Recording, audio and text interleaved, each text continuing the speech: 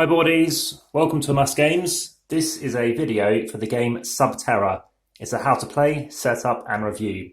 So similar to the preview, this is a game that's been designed by Tim Pinder, who I believe is American. Some lovely artwork in this survival horror cooperative game whereby we're deep in some caverns. There's all kinds of nasties down here and we're looking for the exits before our flashlights run out. Here's the Caver's manual. For some reason, we're on version 1.01 of this manual here. And also up front, it's not the greatest manual. It's nicely spaced out, but when I try and flick around and find stuff, it's a bit annoying.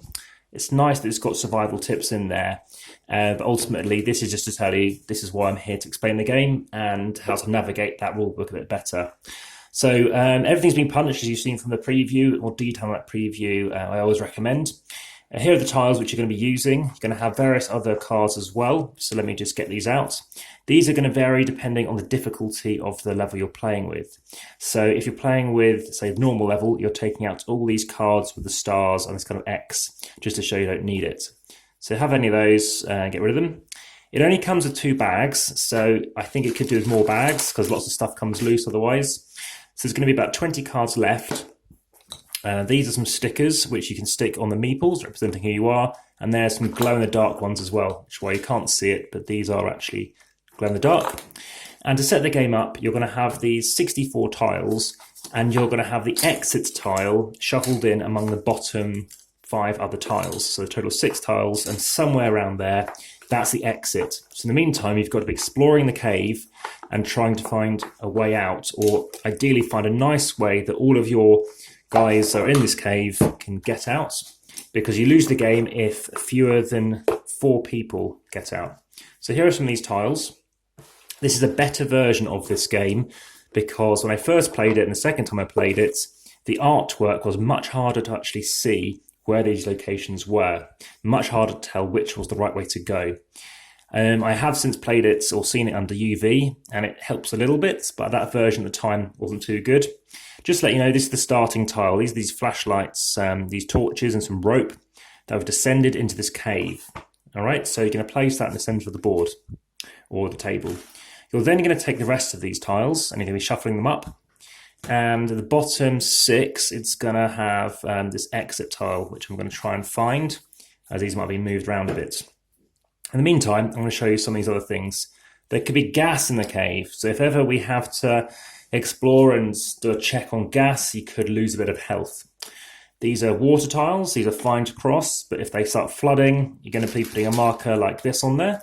And what that means is you're going to have to use all of your action points. You get 2 per game to go, or 2 per round to move across something like that. We have a horror, looking like a bear claw there, that could be coming out as well. And a few other tiles and regular tiles here just to navigate around, which looks lovely. And some potential cave-in tiles. So a cave-in check has to be made. Roll that value and you could end up having to lose some health. That's the exit, this glorious looking exit, or exit hole, pardon the pun on that, or the phrasing. That's what we need to escape through. So that is going to be mixed in randomly with all these other tiles. So just showing a little bit of what these other tiles look like. So as I mentioned, first and foremost, you need to choose who your players are. So who do we have? There are, I think, about 8 characters you can pick, and you're always going to be using, I believe, 6 of them. So I've played the 6 players, everyone has a character each, obviously 2 won't be used. I've played it 2 and 3 player, whereby you're going to have either 3 boards between you each, or 2 players each. And I tend to just say, if I start with the medic this round and bodyguard, as I did yesterday, the next round I'll go the bodyguard first. Everybody has an ability, so as an example, the medic can bandage somebody. He can actually spend 1 action point, that's what this looks like, to choose another caver on your tile to regain 1 health. Everyone starts with maximum health. The sprint action means you can move a bit faster too. This guy can repel any horrors that are down there. There could be up to, I think, 3 at any one time. And you start with a bit more health, as you can see. And also, anybody else on your tile will not be affected by other things. So he's a good guy to have around. And other abilities, you could be digging, you could be chucking down ropes, you could be a diver and allowing you to, get through water easily. You could be the leader and assigning extra points to people, every extra abilities. So you're going to pick some of them, and these do fit quite nicely back in the box actually. So that's a nice thing. So those are very neat.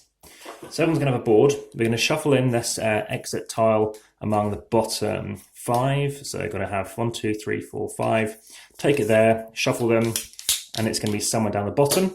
So that is basically how the game starts. Nice and easy. Then what happens is, let's just say I'm the medic. You're going to take the respective character. So mine's white. And I've already put on a thing showing that he is the medic in case anyone's not sure who's which character. Interestingly, you don't really need this because the colour does represent it. I guess it's just if you want to just be a certain colour of your choice. So everyone's going to take their meeples. You're going to take your health. So you're going to put on your health on here. And there we go. And you want to keep an eye on your health. So then what happens? Well, let's just get out some cards, which are going to show you a nice little quick reference. Lovely to have quick reference sheets just to let you know for some of the actions. So basic actions and hazard actions. So you could reveal a tile. So for one action, I could just do this. And it shows me, okay, well, that's going to be coming up. So I can basically put it here. But then I don't have to move to that location. So that's what I could do, because if I'm there, I now need to spend more to get through it. Because it's a ledge or a slide, what you have to do is use a rope. So that's going to cost me 2 more actions to move further this way. I might not choose to do that. So my second action could be another reveal. So I could do this, which is a cave-in kind of tile. In that case, when I go there, I have to do a skill test, which is rolling a die. If I got 4, 5, or 6, I'm fine. Otherwise, I lose a health. So it's just a bit of a loose debris there. So instead, I could have just used my second action to move and go there. So that wouldn't have been revealed. Or I could have moved and explore. So instead of you seeing those two things, maybe someone else did that, I could reveal this, which is a horror, and I must move into it. The downside of the horror is you've now spawned a horror, and it's now going to start chasing me around the board, or whoever's closest. If ever you're 7 spaces away, then this horror will go away. That's why I need the bodyguard just to repel that, and it'll just go away, disappear permanently. Also, when this comes out, you're going to have this go onto your deck here. What this represents is basically the board playing back at you. So that's something you want to be aware of. So in addition to your basic action cards, there are some other cards which just tell you a little bit about what's actually happening on your turn. So remember, you've removed some of these cards, so only playing with these base cards.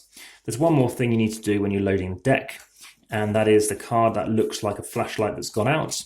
That means you are out of time. When you're out of time, you don't lose the game, but from then on, you've got to keep re-rolling. There we go. You've got to keep re-rolling, and if you don't get 4, 5, or 6, your guy's out of that cave. So that goes to the bottom. So I've taken my turn. I've now got, let's say, the bodyguard has his turn. So now the bodyguard comes out onto that central tile with his gun, and he does a reveal and a move. So he's doing explore, and unfortunately it's another horror. So he goes there, and it's in here. That's one action, and because I'm the bodyguard, I can repel it. So straight away, got rid of it, which is great.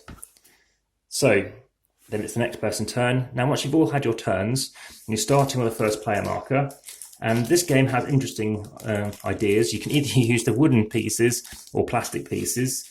Equally, you can use this plastic token showing who's the first player, or this first player plastic acrylic piece. So using this piece, let's say I'm starting, whoever is going to go next is going to move across. But firstly, we check the horror. So the horrors always move 1 position, so it would have munched me, and I would have lost a health. Then, if you then do the cards here, so name and reveal, in this case, there's a cave-in. So if anybody is on one of those tiles that has one of those things on it, you get a cave-in, a 6 or a 1. So you roll a die. If you get that result, what happens is you're going to lose another health. So depending on the kind of tiles that come up, you have to be aware of that. It's a glow-in-the-dark die as well. So those are all the things. The final part of your turn is to pass on your playing character. So the first round marker moves on, and whoever started first is starting last. And that's basically how the round structure works. Everyone can have one of these, and you can see you have 2 turns, or you could have an extra turn rolling a die. You have the horror phase, then you have the hazard phase, and then the ending of that phase. So that's how you continue going round. So there's 64 things. The basic, or the most normal level of play, there are 20 cards. So you kind of need to be getting out 3 cards in a round. And you have to be aware that you currently, in this instance, we've blocked off 2 areas. So now you've got to go this way or this way. So our third character, who's the geologist, let's say, he only spends 2 actions to chuck down a rope. So he's now put a rope here, allowing us to get across. And then the fourth character could come out and they just go in for 2, actually in for 1, and they could explore, and now they're into the gas. Gas loses 2 health should a gas thing come up. So as an example, the next card is gas. So as you can see, everyone's health starts going lower and lower. This would have had a health on it, by the way. It's something you have to be aware of. And you're trying to make sure that even though you can't fully anticipate it, and you've got to work with your abilities, you've got to keep an eye on where all these passages leading off to, because some people are doing this, some people are doing it down here, and then suddenly you find that cave exit and need to quickly run together, because remember, if you don't all that out, you're not going to get a great score. My best score is silver, which is when 5 of the 6 caves have got out, and I'd love to get gold where all 6 get out. What happens a lot is people go unconscious, so someone needs to run back, spend 2 action points to heal them, but the medic only has to spend 1. So he could also do a sprint action, which is to move 1, 2, 3. So lots of things to be aware of, lots of abilities to work with, lots of abilities that you need to discuss and say, is it better to do this or that? Again, you have multiple options of playing with card tiles or other things as well, so that's that to bear in mind. And like I said, the baggies are pretty small to have everything in, but you are pretty much using everything in the game. So there you have it. That is Subterra. In terms of my rating, I give this game a 7 out of 10. I think it's cooperative, I think it's good. I think this version has great artwork that you can immerse and see where you're going. Obviously, you know there's some bad stuff in here. I think there's about 3 each of these gas cards, so you can kind of keep an eye on where you want to be. The downside is you could be stuck on gas, whereas ultimately you'd rather be stuck somewhere safer. The meeples are good. It's a nice easy way to see, and these guys can chase you twice in a round because there are some horror things, which means they can move twice. Flooding things you have to be aware of, and tremors, which is where everybody just does a skill test. Again, 4, 5 or 6 and you're fine. A die is okay for it. I guess they could use cards. The downside of the cards is, the eventual result could be a bad one. The boards are nice, very big, and you can use the reverse side, which just illustrates it without actually having to give you the text, but I think the text works very well. There is Subterra 2, so this is a game by ITB inside the box, and I haven't played Subterra 2, and it's got some nice fans. This is a British company. You might see there that does actually have the UV version on it too. Nice touch for UV. This was initially a Kickstarter game, and they wanted to put on pieces that they thought, people might like. I know they couldn't get every kind of wish list they wanted. They're interesting. It's good that they have, wooden and plastic pieces. Should they be essential? Definitely not. I don't think it really matters. It's nice that it does kind of fit back in the box, generally speaking. Just aside that one tile, of course, you could remove this out a bit. But if you like your cooperative games, I haven't tried it solo. Maybe I'll try and do that. Maybe I'll record a video. But if you like the video, please hit the like button. If you haven't subscribed, please do so to see obviously newer games and stuff like that, older games, all kinds of games. And lastly, check the description for anything I might have missed off. And finally, any comments to ensure that, you're telling me if I've missed anything off. So even the cards, annoyingly, when you do it like this, it won't fit flush in the box. So you kind of have to leave them splayed a bit. A bit of a shame. Aside from that, quite a thick card, which is very nice. And obviously different difficulty levels, but as I found it difficult enough on the normal mode, that I don't call it easy, it's something to bear in mind. It's not going to be a simple challenge, shall we say. But what is important is keeping on revealing those locations. The downside being is you're probably going to get a bit injured and have to deal with the outcome. So very immersive, very interesting. So the rule book, just coming back to that. So you go into it, tells you how to set up, but straight away it says choose a character each, and it's only when you get down to this bit that says if you're 2 or 3, double up the amount of player boards you have. So it's a bit annoying that that's there. Equally, when you set up the hazards, it's not till you get to here that it mentions that again.